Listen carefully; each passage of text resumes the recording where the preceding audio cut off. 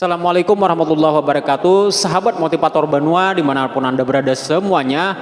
Topik kita hari ini adalah membahas tentang kerancuan akibat pemisahan undang-undang guru dan dosen dengan undang-undang ASN.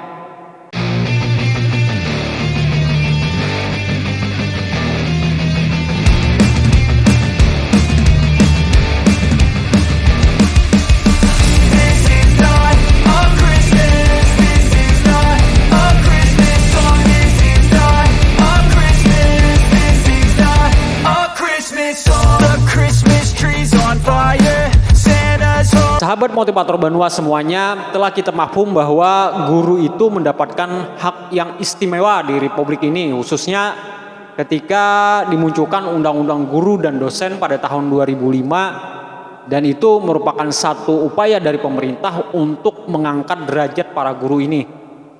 Nah, tetapi di dalam penerapannya kemudian, karena keistimewaan yang diamanatkan kepada para guru ini, itu membuat ada beberapa keadaan yang membenturkan guru sebagai pegawai fungsional dengan tugas-tugasnya sebagai seorang ASN. Saya ingin mengambil kasus yang paling sering ini tahunan ya, kasus rutin, kasus tahunan, yaitu berkaitan dengan masalah libur. Nah, di dalam PP tahun, saya bacakan saja, tahun 2020 itu nomor 17, disebutkan bahwa PNS yang menduduki jabatan guru pada sekolah dan jabatan dosen di sebuah perguruan tinggi yang mendapat liburan menurut peraturan perundang-undangan berhak mendapatkan cuti tahunan.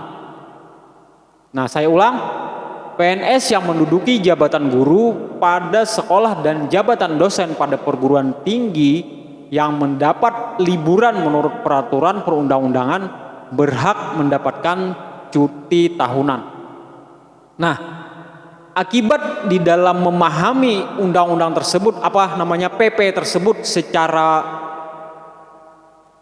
tersirat, itu membuat multitafsir jadinya. Jadi ada orang-orang yang mengartikan bahwa peraturan tersebut guru ini berhak mendapatkan libur seperti mereka ngikut kalender akademik seperti biasanya, dan juga berhak atas cuti tahunan double. Nah, ada yang mengartikan seperti itu. Tetapi ada juga yang mengartikan bahwa guru tidak boleh libur pada saat siswa libur, melainkan dia harus sesuai dengan ASN lainnya, yaitu dengan cara mengambil cuti tahunan. Nah, ini kan jadi rancu jadinya. Jadi ketika diterapkan di daerah itu, berbagai macam yang timbul akibat dari PP tersebut adalah, misalnya ada daerah yang menetapkan guru tersebut libur sesuai kalender akademik. Namun ada juga yang memerintahkan guru-guru harus tetap masuk kerja, harus tetap tanda tangan, harus tetap absensi ya seperti biasanya. Nah, ini kan lucu jadinya, siswanya libur sementara gurunya ongkang-ongkang kaki di sekolah demi untuk mengisi absensi. Jadi kalau dia pun harus ingin libur juga seperti yang lainnya, maka dia harus mengambil cuti tahunan. Nah, ada juga daerah yang bahkan sama sekali nggak jelas menerapkan aturan. Akhirnya sekolah mengambil kebijakannya sendiri-sendiri. Itu yang terjadi di daerah.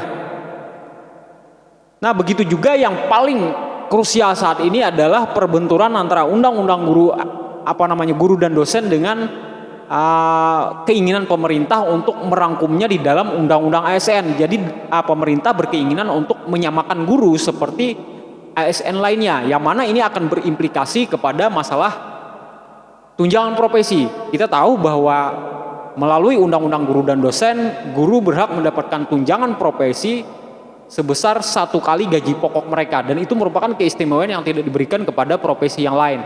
Nah, cuma sayangnya dengan peraturan ini juga berakibat membelenggu kepada guru-guru lain yang dipersulit dalam hal memperoleh sertifikat pendidik mereka. Jadi kan ini jadi seakan-akan kayak kontradiktif dengan niat pemerintah untuk mensejahterakan, tetapi yang terjadi di lapangan malah guru-guru terbelenggu oleh aturan-aturan.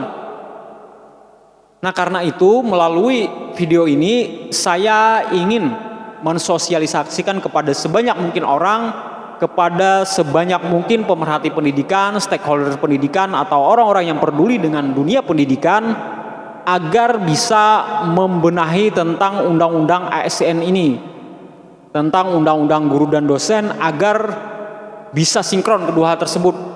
Karena jangan sampai guru itu jadi sasaran kecemburuan. Sasaran kecemburuan itu kan dulu pernah guru-guru diistimewakan ketika Ramadan, mereka berhak untuk libur sebulan penuh.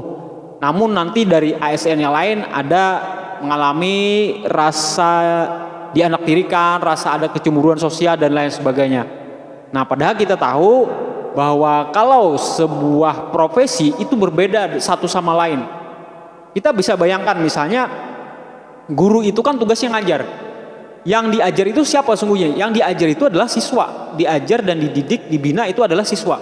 Nah, ketika siswanya libur, maka sebenarnya secara logika kita saja berpikir bahwa guru-guru pun berhak untuk libur juga, karena mereka tidak ada tugas gitu.